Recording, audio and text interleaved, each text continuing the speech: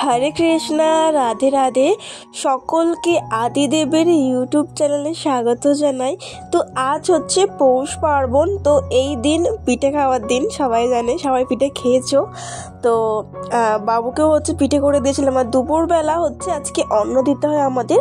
তো মা ভাত, আলু ভাজা, শিম ভাজা, শাকের তরকারি, বাঁধাকপির ডাল আর হচ্ছে মিষ্টি আমি এনেছিলাম, ওগুলি হচ্ছে মা দিয়েছিল।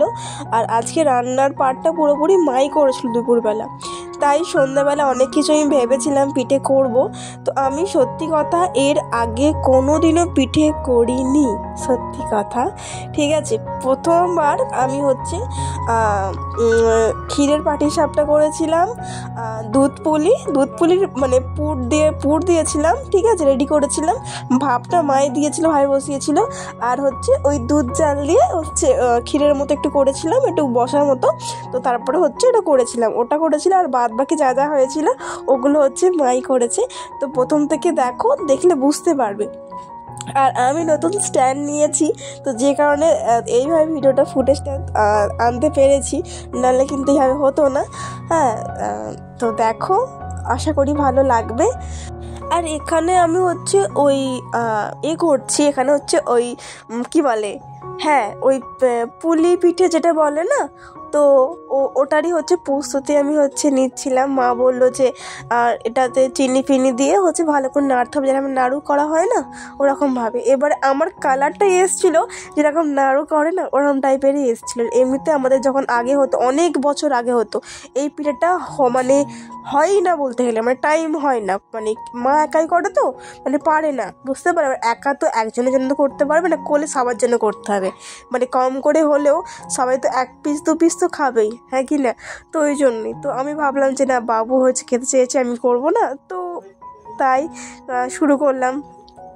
হ্যাঁ, আর এখানে নারকোলটা কুড়েছিলাম আমি। এবার তোমরা বলতেই পারো যে ভালো করে হয়নি, তো যতটা পেরেছি করেছিলাম। কিন্তু কি বলো তো, নারকোলটা নরম ছিল, ভেতরটা বসেনি, তাই আমি করছিলাম তো গোটা উঠে আসছিল। তা ওটা আমি চেঁচে নিয়ে, তো ওই জন্য ওরকম দিয়েছিলাম, ওরকম লাগছিল, তো ফেলে দেবো তাই দিয়েছিলাম। এই দিকেরটা হচ্ছে ক্ষীর করব, ওটা গরম করতে দিয়েছি। ওটা হচ্ছে যে মানে মা খাওয়াবে না, গরম জল লাগবে মা বললো, তো ওটা কখন বসানো চলে, ক্ষীরটা আমি করবো, চলো।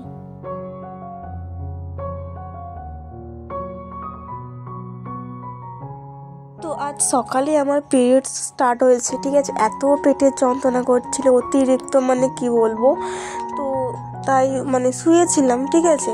তো তারপরেই দিদি ওষুধ আনতে খেলাম, খাওয়ার পর ঠিক হলাম, বুঝলে। কারণ মানে গোপালের যাবতীয় জিনিস আমিই করি বলতে গেলে, ঠিক আছে। তো মা আজকে দিয়েছিল, মানে আমার এত যন্ত্রণা করছিল, মানে বলার মতো না। তাও আমি ভিডিও আপলোড করেছিলাম, ঠিক আছে। আর শরীরটাও আমার ভালো না, কারণ আমার সাইনাসের সমস্যা আছে। একটু ঠান্ডা লাগলেই, মানে হাওয়াটুকু যদি কেউ নাকের সামনে হাওয়া করে দেয় না, মানে আমার হাত শুরু হয়ে যায়, মানে এরকম একটা, মানে কিরম একটা বলবো তোমাদেরকে, মানে এত অতিরিক্ত মানে শরীরটা আমার, কি বলবো, খারাপ, মানে কি বলবো। যাই হোক, আর অনেকেও হয়তো কমেন্ট করবে যে তোমার পিরিয়ডস হয়েছে আর তুমি গোপালের জন্য আমার রান্না করছো। হ্যাঁ, তো দেখো, আমি এটা আগে অনেকবার বলেছি, ঠিক আছে। গোপাল হচ্ছে আমার সন্তান, ঠিক আছে। তো ও আমার থেকে খেতে চেয়েছে, হ্যাঁ।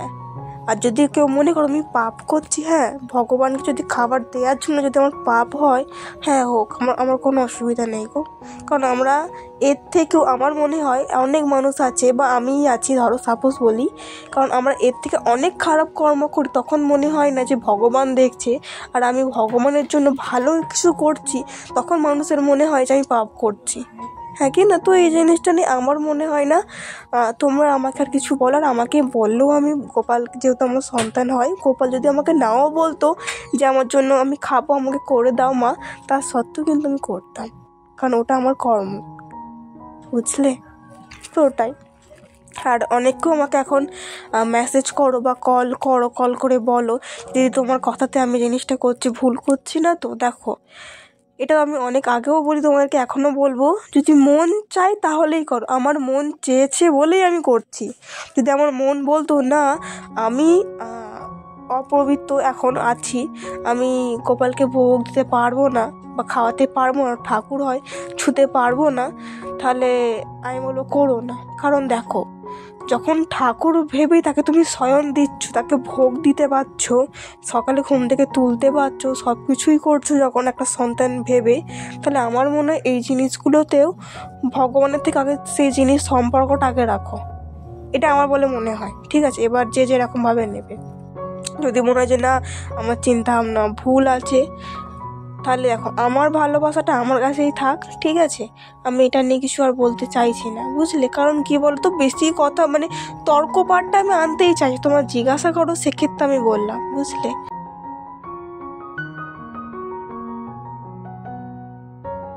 আচ্ছা, যদি কিছু ভুল বলে থাকি তাহলে আমি ক্ষমা চেয়ে নিচ্ছি। ঠিক আছে, কিন্তু দেখো আমার চিন্তা ভাবনা না পুরোপুরি আলাদা।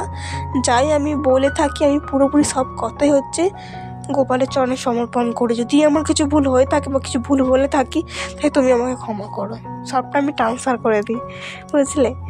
কারণ ঠিক হোক বা ভুল হোক, সে আমাকে সবটা ধরিয়ে দেয়, বুঝলে? আমি ভুল করি না বলবো না যে আমি গোপাল সেবা করি, আমি সব ঠিক করি, আমি যা করি সব ঠিক না। যাই করি সবই আমি গোপালকে আমি বলেই করি, বুঝলে?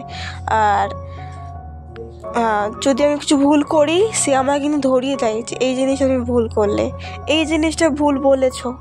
সত্যি কথা, যখন মনের সাথে কোনো কানেকশন থাকে না ভগবানের, সে তোমার কোনটা ঠিক আর কোনটা ভুল ঠিক বুঝিয়ে দেবে।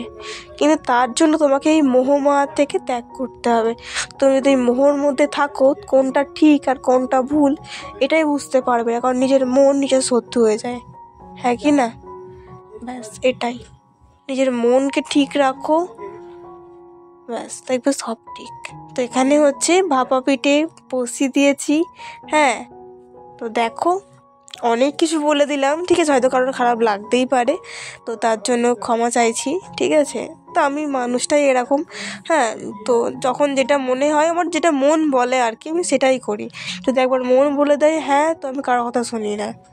ঠিক সেখানে আমার যেই আসুক না কেন, হ্যাঁ ভগবানের পার্টটা আলাদা, ঠিক আছে, কিন্তু ওর মন যদি একবার বলে দেয় যে হ্যাঁ এই জিনিসটা ঠিক বা এই জিনিসটা তুমি করবো, আমি ওই জিনিসটা আমি করি। যদি মন বলে দেয় যে না, তখন থেকে আমি বেরিয়ে আসি। এই জিনিসটা আমার মধ্যে আছে। ঠিক আছে, তোমরা আমার ফ্যামিলি হও, তো কেউ খারাপ ভাবে নিও না, ঠিক আছে? বললাম, শুনলে ব্যাস একটু। কারণ অনেক কেউ ঝগড়া করতে চলে আসে আমার সাথে, আমি বুঝতে পারি না ঠাকুরকে নিয়ে ঝগড়া করার কী আছে রে বাবা? তুমি আমাকে একটা উপদেশ দিলে, আমি বললাম, ব্যাস মিটে গেল। এখানে ঝগড়া করার কী আছে?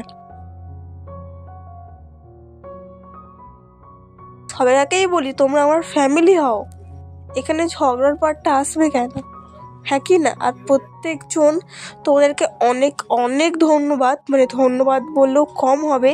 কারণ তোমরা গোপালের একটা ভিডিও ছেড়েছিলাম যে গোপাল ওর শরীর খুবই খারাপ, সত্যি কথা ওর শরীর খুবই খারাপ ছিল, চার ঠান্ডাতে আমারও অবস্থা খুব খারাপ ছিল। ওর তো মানে কী বলবো, মানে আমি নিজেকে দেখবো না ওকে দেখবো, এরকম একটা ব্যাপার। মানে ওকে সব চাপা চুপি দিয়ে আমি রেখেছিলাম, মানে এতটা শরীরটা এতটা খারাপ হয়ে গেছিলো বাবুর।